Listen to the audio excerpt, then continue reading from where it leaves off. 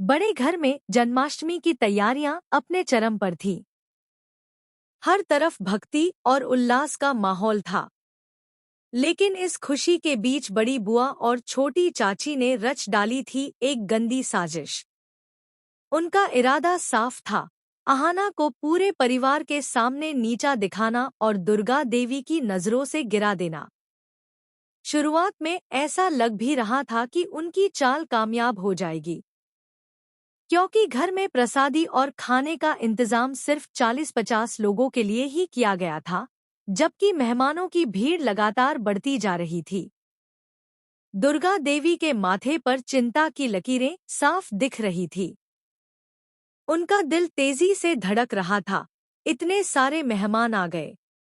अगर प्रसादी कम पड़ गई तो क्या होगा? मेरी इस मिट्टी में मिल जाएगी। यही मौका था जब बड़ी बुआ और छोटी चाची मन ही मन मुस्कुरा रही थी।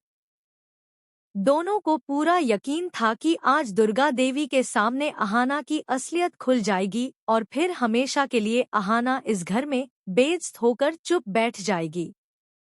लेकिन किस्मत को कुछ और ही मंजूर था। अहाना ने तीनों बहुओं के साथ मिलकर समय रहते हलवाई और रुकून को बुला लिया। पल भर में पूरी व्यवस्था बदल गई।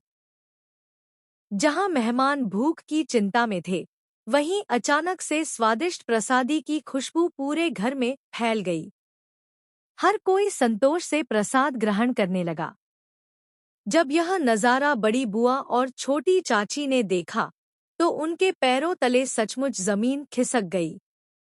उनकी आंखों में अविश्वास और गुस्सा साफ झलक रहा था। जो साजिश वे महीनों से बुन रही थी, वह एक झटके में धराशायी हो गई। लेकिन कहानी यहीं खत्म नहीं होती। पोल्टू दादा, जो हमेशा मौके की तलाश में रहते थे, चुपचाप एक और चाल चलने की तैयारी कर चुके थे। उन्होंने गिरवी मौसी को बुलाया था, ताकि पूरे परिवार के सामने यह खुलासा हो सके कि अहाना ने कभी अपने गहने गिरवी रखे थे। उनका मकसद साफ था, दुर्गा देवी की आंखों में अहाना की इज्जत को हमेशा के लिए खत्म कर देना। सभी मेहमान जब प्रसाद खा रहे थे, तभी पोल्टू दादा ऊंची आवाज में बोले, ये लड़की जिसे तुम सब देवी समझते हो, इसने परिवार की इज्जत का सौदा किया है। गहने गिरवी रखकर इसने हमारे नाम पर दाग लगाया है। पूरा माहौल सन्नाटे में डूब गया। सबकी निगाहें अहाना पर टिक गईं। बड़ी बुआ और छोटी चाची की आंखों में फिर से उम्मीद चमक उठी।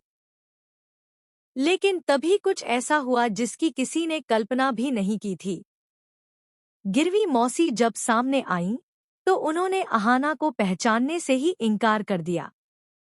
उन्होंने साफ कहा कि उन्हें याद नहीं कि यह वही लड़की है जिसने गहने गिरवी रखे थे। पोल्टू दादा के चेहरे का रंग उड़ गया। उनका पूरा प्लान पलक झपकते ही ध्वस्त हो गया। अहाना के चेहरे पर संतोष और जीत की हल्की मुस्कान थी।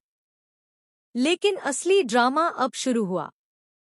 दुर्गा देवी, जिनके मन में पहले से ही सवाल उठ रहे थे, अब और भी बेचैन हो उठीं। उन्होंने कठोर स्वर में अहाना और तीनों बहुओं से पूछा, इतने सारे मेहमानों का इंतजाम आखिर इतने कम पैसों में कैसे हो गया? सच्चाई बताओ। अहाना एक पल के लिए घबरा गई। उसे समझ नहीं आया कि क्या कहे। सच बताने का मतलब था दुर्गा देवी के सामने अपने सारे राज खोल देना। और अगर यह सच उजागर हो गया तो पूरा घर हिल जाएगा। आखिरकार अहाना ने झूठ बोल दिया।